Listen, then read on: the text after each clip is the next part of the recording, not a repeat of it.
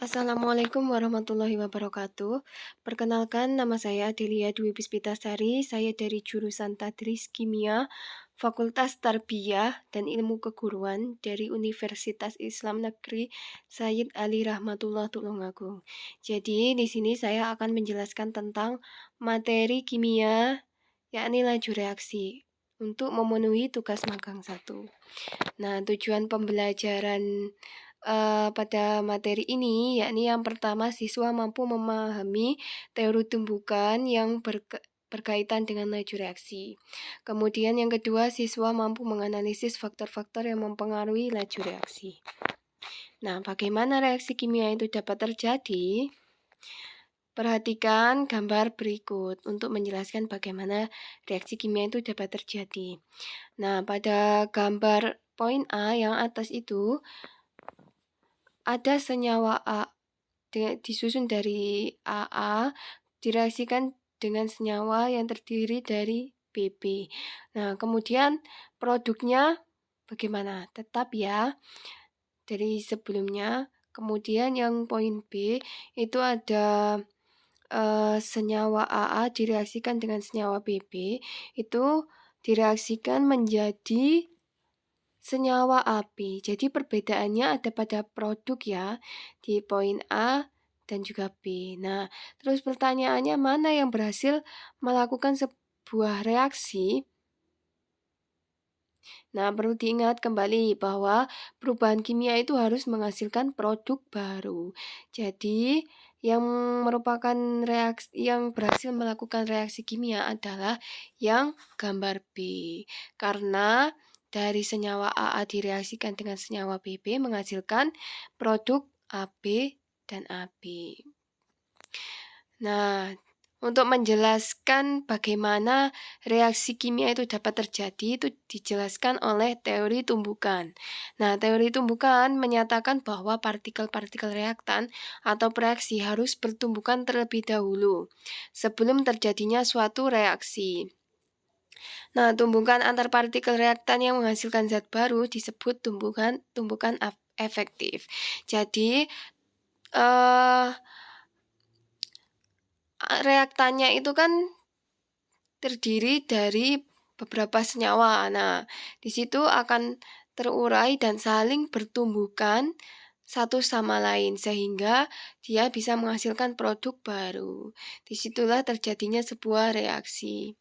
Kemudian apa itu laju reaksi?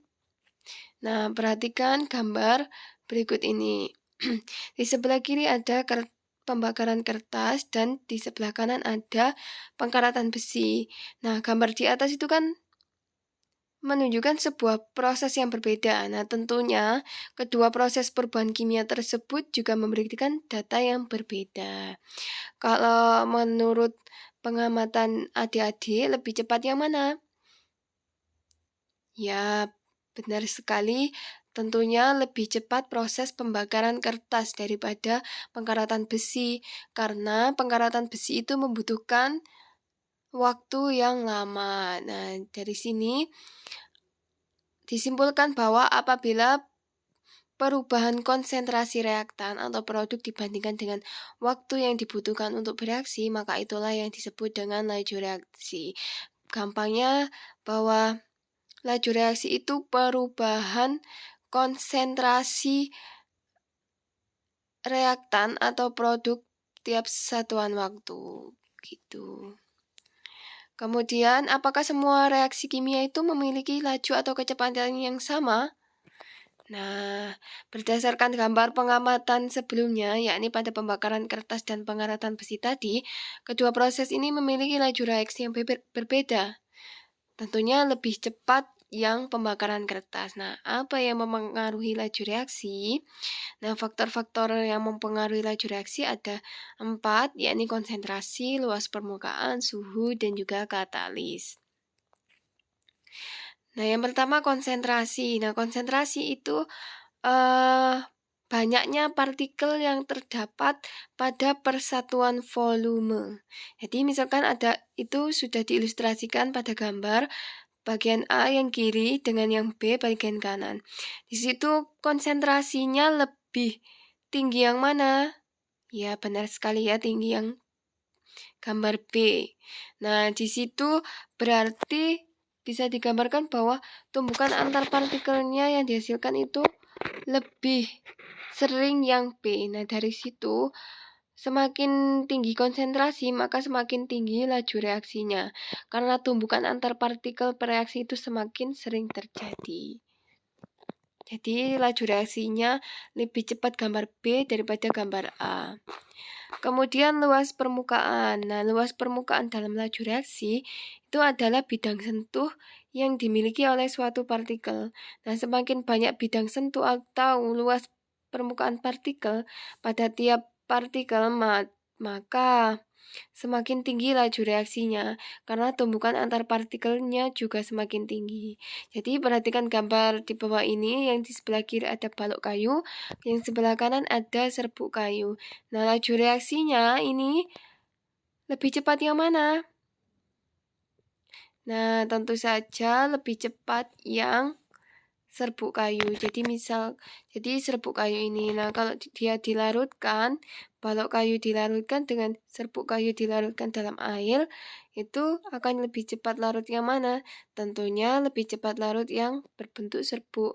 Karena luas permukaan bidangnya atau daya bidang sentuhnya itu lebih banyak yang serbuk karena dia bisa saling bertumbukan dari berbagai arah. Nah, kalau balok kayu ya di pinggir-pinggirannya itu dia saling bertumbukannya. Jadi pertumbukannya balok kayu itu lebih sedikit probabilitasnya daripada yang serbuk kayu. Kemudian pengaruh yang ketiga yakni suhu. Jadi semakin tinggi suhu, maka akan semakin tinggi laju reaksi. Karena apa?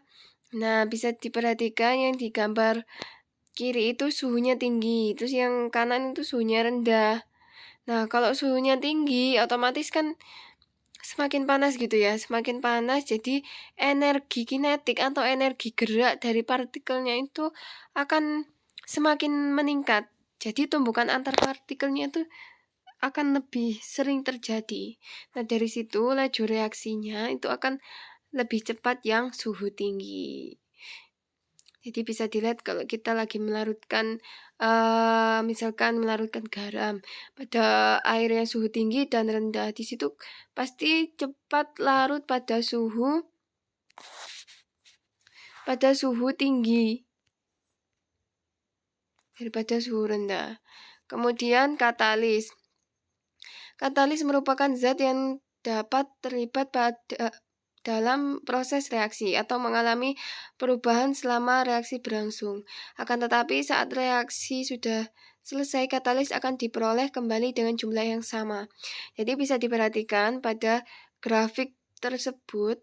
Jadi yang membentuk lengkungan tinggi itu sebelum dipengaruhi oleh katalis. Jadi energi aktivasinya atau energi minimum yang dibutuhkan agar reaksi bisa berlangsung itu lebih banyak energinya yang dibutuhkan daripada yang membentuk lengkungan lebih rendah itu. Nah, itu setelah diberi katalis, nah energi aktivasinya atau energi minimum yang dibutuhkan itu lebih rendah. Jadi prosesnya atau laju reaksinya itu akan lebih cepat ketika ada pengaruh katalis.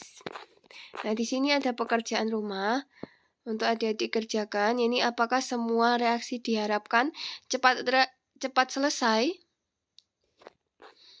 Nah, demikian yang bisa saya sampaikan untuk materi laju reaksi. Semoga bermanfaat. Kurang lebihnya mohon maaf. Wassalamualaikum warahmatullahi wabarakatuh.